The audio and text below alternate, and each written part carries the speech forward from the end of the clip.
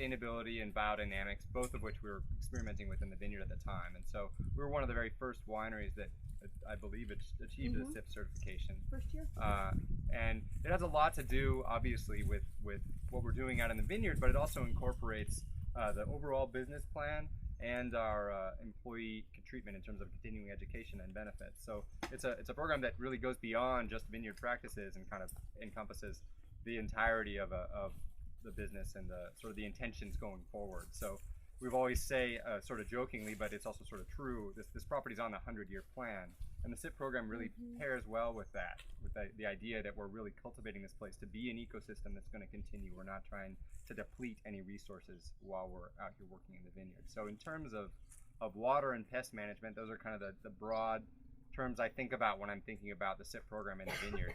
And essentially, with water, we're autonomous. You know, we're using water from on site. We have our own water table. We're pulling from wells on site. But overall, we're looking to very minimally apply water to really encourage the vines to essentially take care of themselves with what's available to them in terms of precipitation and in terms of water in the soil.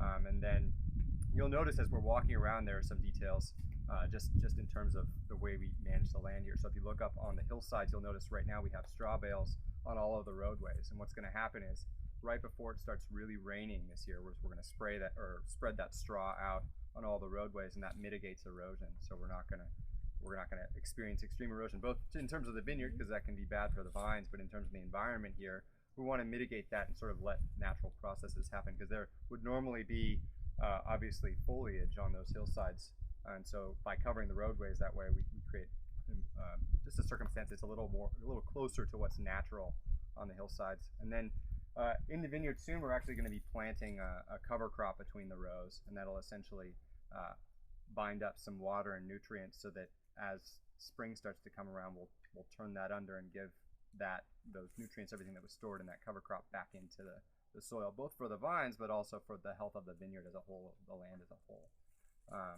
And then in terms of pest management, I'll talk a little bit about that. I mentioned the beneficial gardens while we were down on the airstrip, but we're also kind of trying to encourage those predator populations throughout the vineyard. So there are raptor perches, you'll notice them like dotting out in the vineyard, and then we have owl boxes that we put in place last year. I believe we have maybe 18 owl boxes, and generally we're seeking to have about 2/3 of those owl boxes occupied. A family of barn owls, just as an example, over the course of the year will consume something like 3,000 rodents.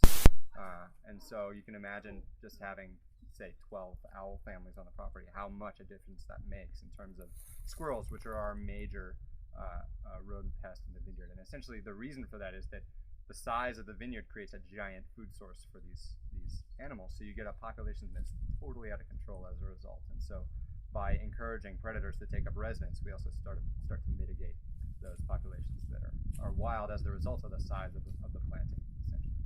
And the squirrels will eat the green growth on the vineyard. You'll notice corners of the vineyard that look like they never mature. They just look young all the time. And it's because those rodents are coming in from outside the fence line and eating the green growth off those vines. And they'll also eat the fruit during harvest. So you can watch our vineyard manager's eyes kind of light up when he sees a squirrel in the vineyard.